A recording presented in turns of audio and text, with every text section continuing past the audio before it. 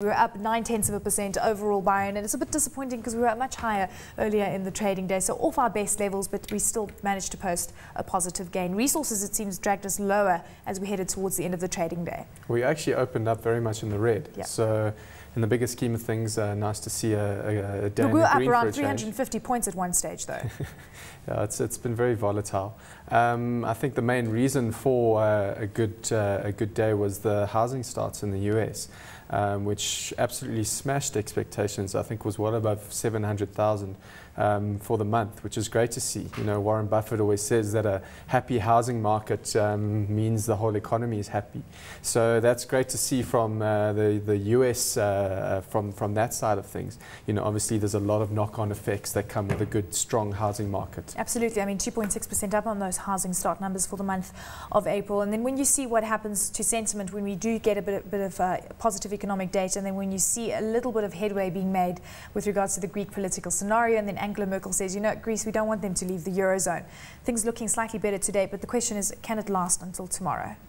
Well, it's all up and down, and it's going to be like that until we get some sort of clarity. Yeah. You know, the first quarter of this year, we saw markets starting to pick up because we had certainty. You know, everyone knew and everyone knows that there's going to be tough economic times ahead for Europe. It's all about certainty, and investors want to know what's going to happen in the future. Yeah. And so do companies. You know, I know we're going to touch on Bulletin now in terms of their expansion plans, and it's got to do with uncertainty in the markets. Absolutely. I mean, we've got BHP Bulletin, which is flat slightly to the negative today, 231 Rand. That's where it ended. $80 billion on expansions over the next 5 years. Apparently, it's not going to be spending this anymore. It's putting that on the back burner.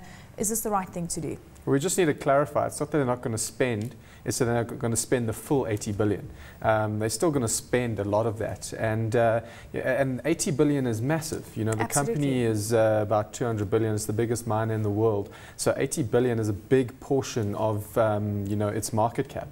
So it's just not going to spend all of it. It's going to be more tactical in its decisions in terms of its, you know, expansion plans.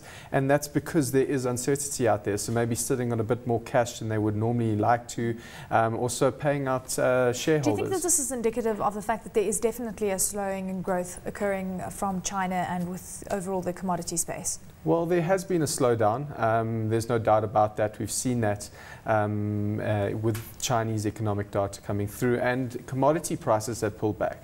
So a lot of their expansion plans might have been in line with certain commodity prices, which is now pulled back, and they've had to hold on those. But I think going forward in the long term, I still think there's a lot of growth to come from China. You know, we saw that inflation numbers were lower than expected, which is great because, you know, the authorities there can maybe stimulate their economy a bit. But I'm still very positive about the long-term growth in China. BHP is still a buy for you?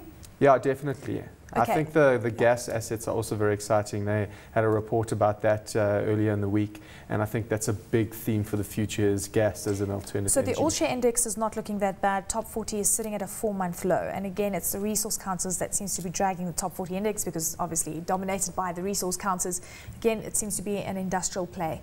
Are you reverting now to resources, given the fact that they are looking a bit cheap relative to industrials, that is? Well, we've got industrial exposure and we've got resource exposure. I wouldn't be chopping and changing too much, to be honest. I'd be finding the right companies in the right sectors and sticking to them. I think Bulletin's one of them. I definitely think Richemont is one of them as well.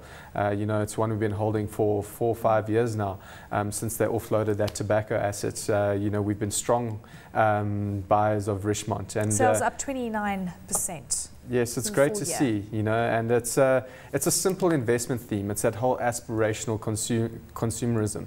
They've got fantastic brands that have been established over, you know, decades, and you know, they're managing to grasp that Chinese consumer. China now over 40% of their revenues, and even if you had a look at how many of the Chinese are actually buying in Europe as tourists, you'd probably find that's a much bigger segment than you even realize. But I think that theme is going to carry on going forward. I still think there's a huge middle class that need to be established, not only in China but India, and nice to see a bit of a mention of Africa. You, right? Yes, even at these levels, you know, they're one of those companies that keep on growing their earnings into that what always seems to be a lofty share price. But so I think when you do the calculations, they're trading on it's a up 7.5% today. So That's an absolutely insane move on a one-day basis. I know, and you normally see that in the US market, but to see that in the South African market is quite rare. Okay. Such a big jump. So you shouldn't actually buy Richemont tomorrow because that's just slightly expensive. I mean, 7.5% rise in one day, I would think is slightly hefty. London is still under pressure. It's down over 1% today. We've got overall the platinum miners not looking that great, and it's still, you know, platinum looking cheap. We've got PGM production really down in South Africa, and then you've got again GFMS, Johnson Matthey, talking about a surplus within the platinum sector. Far too early to look at platinum. What do you think? Yeah, they just can't catch a break. You know, I do think the long-term fundamentals behind the platinum price are there. You know, also there's technologies that are actually requiring less platinum in the catalytic converters, so maybe that's why there's a bit of a surplus. But I've been looking at the gold price quite interestingly over the last few weeks or so, and seeing that, you know, finally gold's trading more like a commodity than it is as a hedge against risk. Absolutely. Which I think is very interesting to see. You know, if gold loses its sort of status as a store of value, you know, then we might see a big plunge in that price. So it's Paul Walker very from GFMS actually is saying that when you see the dollar rising the way it has and gold coming under pressure, it's actually a sign that people are really scared. Would you concur with that? Well, I don't see, you know, what the alternative is. Yeah. You know, you've got to put your head down and work hard, because at the end of the day, if the world ends, and the world ends, so you need to, you know, you need to stick to what you do. Yeah. And I think being positive is definitely the right way to go. And I do think that, you know, we are going to have problems in Europe going forward, and we need to ride with that. But the US economy is looking strong, and that's way more important at this stage. And I think the Chinese economy is going to carry on growing. Fantastic, Byron. On that positive note, thank you so much for joining us. Great to have you on the program.